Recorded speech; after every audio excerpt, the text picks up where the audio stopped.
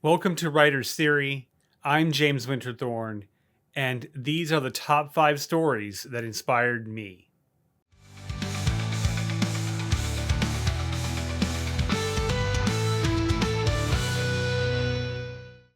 Welcome back. Today I've got another top 5 list. In another video I made a list of the top 5 novels that inspired me. And in that one, I deliberately limited the stories that I would tell to novels that I had read when I was younger.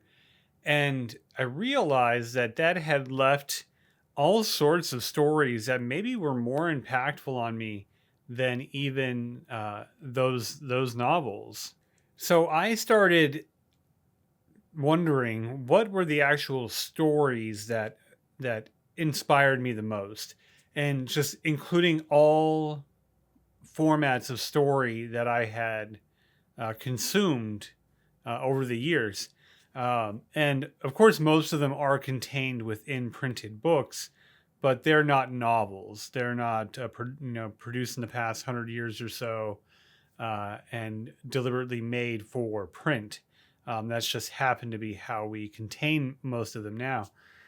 So this is a much broader range of stories, and I wanted to share the top 5 stories that inspired me. So let's get right into it and get into number 5. Number 5 is also on my top novel list because it was so impactful for me. But you might have guessed it is Dune. This would include not only the first book, but the entire series, at least as much as I've read. The original book, I know I told you in the other video, but this is the book that after I read it, I knew I wanted to be a writer. And I read most of the series from Frank Herbert. I've read a number of the Kevin Anderson books. I of course love the cinematic retelling of the story, and the overall Dune, I guess you could call it, universe, very much inspired me as a writer. And so the Dune series is number 5 on my list.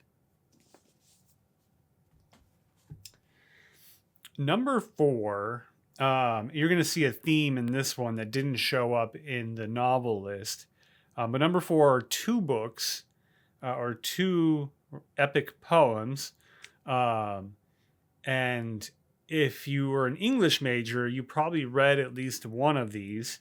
But the number 4 on my list are Homer's The Iliad and the Odyssey. You can see this one. This one had a run-in with a dog at some point, but the book is still intact, so I didn't feel the need to buy another one. I have a grand affinity for Greek mythology, and these stories in particular, because these are the first. These are reportedly the first recorded stories. And they're epic, and they tell so much about the characters in here and how people can relate to the struggles of these men and these gods and these demigods, and what it means to be at war and away from home. Like there's so much in these 2 books that these just were such great inspirations to me growing up. I prefer both of these, I believe, yes, are the Robert Fitzgerald translation. I tend to like the translations that are more modern in their English and their language. It makes it easier to read and understand. And I also don't feel that we need to have a more Victorian, archaic translation in our text today. So the Robert Fitzgerald, very easy to read. I think very accurate from what I understand to the original text. So I would highly recommend reading the Fitzgerald translation of both the Iliad and the Odyssey. And both of these books are number 4 on my list. Number 3 on my list. This is, if you are an English major, this is something that you definitely read and you probably memorized the first passage of. And it probably took you a minute to get used to the language in here. But every English major's favorite, The Canterbury Tales by Geoffrey Chaucer. The way that this is organized is one of my favorite ways to tell stories. I love when a story is about a group of characters and those characters share stories within that larger story. And this is the first use of that I know of. There might have been other box framed plot structures, but this is what I think of. And the stories in this are epic, they're funny, they're romantic, there's mythology in here. The stories told in the Canterbury Tales are just very inspiring, and it's just a fun read once you get used to the language. So if you're interested and you're down for that journey, check out The Canterbury Tales by Geoffrey Chaucer if you haven't already. And this is number 3 on my list. So before I get to number 2, 2 and 3 really had the same impact on me as far as inspiration and my just enjoyment of them. But this next one is a little more inspirational for me because of the additional work that I did in this while I was in school. And one of the things I took from this book, I think about a lot when I think about my own writing and how I approach theme and illusion and just what a book means. And so this is also something, if you were an English major, they probably made you read. And this being Paradise Lost by John Milton. This inspired me in a lot of ways, and it wasn't until I read the excerpt from I think Stanley Fish and his reader response critique, or not a critique, but approach to this text, and how, like, reconciling that Satan seems like the hero of this story, and how Milton, who is known to be a pious man, would write a story this way. And it wasn't until I read Fish's approach, and that it's really up to the reader to determine who the hero is and who isn't, that I really started thinking about presenting stories in an objective fashion so that the reader can go one way or another, and it's not the writer's obligation to tell the reader what the story is about. And that approach adjusted how I write and how I approach storytelling. And so for that reason, Paradise Lost is number 2. And I know I mentioned this in one of the previous videos that we did. I think I was talking about the Aristotle's Poetics. You'll notice that I tend to buy the Norton editions because the supplemental texts tend to be better and more engaging and appropriate for the source material. And so much so that, pardon me, I'm gonna do something, go all weird here. I haven't read this yet, but I bought this recently, and because in the Norton edition here, Stanley Fish they did an excerpt from this book, Surprised by Sin. So this is one of my reads coming up soon, because I really want to get a grasp on this particular reader response approach to writing and reading in general.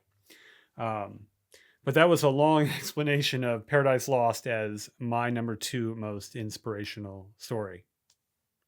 The honorable mentions I don't have physical copies of, um, because the first one is a video game.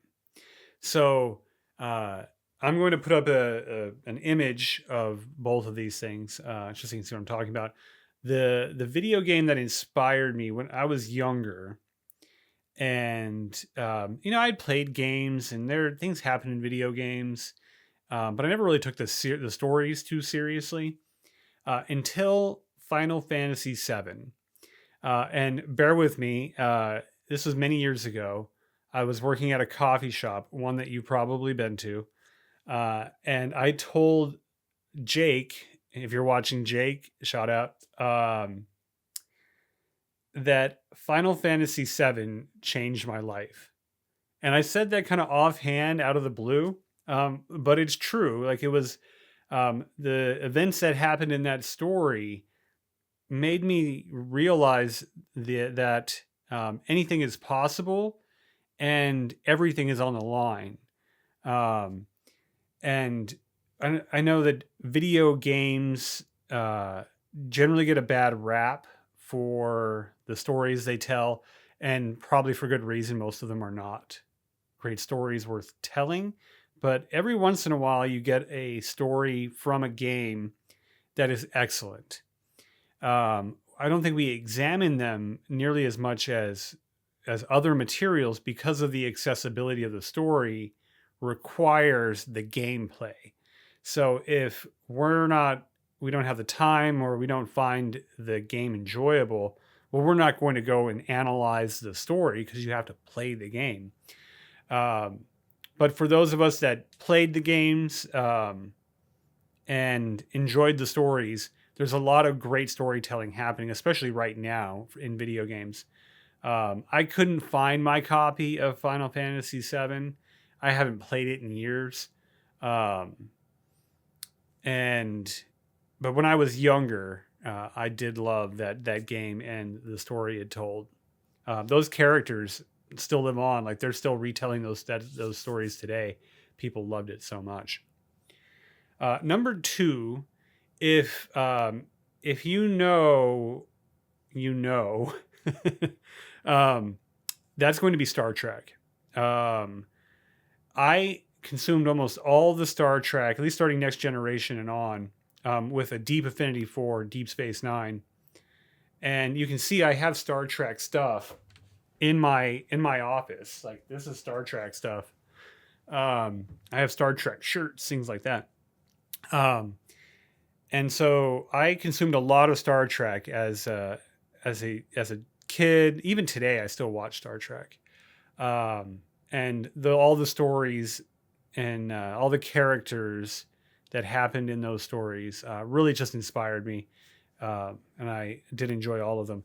I never read any of the Star Trek material. I know there's a lot out there, and I might still come around to that, especially since I heard that somebody wrote a story in which Ben Sisko returns. So I have to know what happened there. And those are my honorable mentions for the stories that inspired me the most. Before I get to number 1, if you're enjoying this video, and you want to see more videos like it, or you want to follow me on my writing journeys, please like and subscribe. Ring the bell and you'll be notified when new videos are available. Any book that you see here, I'll have a link below, so you can purchase it if you haven't read these materials yet. Any purchase you make does support the channel. And number 1 on my list, I had mentioned an affinity for Greek, I guess Roman mythology as well, is Metamorphosis by Ovid. This is a collection of stories as well. It's broken up into different themes. And this is the stories in here are, when I think of Greek mythology, I think of the stories in here. Think of Orpheus and Eurydice. Think of the mulberry bush. Just so many great stories are in this in this collection of stories. I believe Ovid was Roman, and so a lot of the names of the gods in here are Roman names, but I still consider this Greek mythology. But Greek Roman mythology very similar, um, and you can tell that this was a book that I have been through many times. It's pretty well loved. And for some reason, novels are very easy to share with people. People love a novel. So, like, I've given out most of the novels that I liked. And you probably saw from the previous list that many of the copies I had were relatively new. But for some reason, uh, mythology books, people aren't as excited to jump into. So I've been able to keep this same version for just years, and I've been through it many times. This translation is Charles Martin. This is also a Norton edition. Um, and again, like, the translation is very readable. It's still done in a metered format, so it still comes across as a poem. But it's an excellent translation. It's very relatable in terms of that translation. So the stories are accessible to us today, even as casual readers. There was one point I was just determined, this was many, many years ago, and maybe I'll still find the inspiration for this project, where I wanted to do a science fiction retelling of Greek mythologies, especially the ones in this book. Um, so maybe one day I'll get back to that project. But I was so inspired by these stories that I wanted to tell them myself again. So if you haven't, pick up Ovid's Metamorphosis, and maybe you'll find the same inspiration I did when I read these stories. So that's my top 5 list, with some honorable mentions about the stories that inspired me the most. This was a little more fun and opening it up to different types of stories. So a lot of epic poetry, video games, television series, all represented here in today's list. What I want to know is, what are the top 5 stories, not just novels, but top 5 stories that inspired you? Please leave it in the comments below. And see you in the next video. Being prepared with dirty glasses.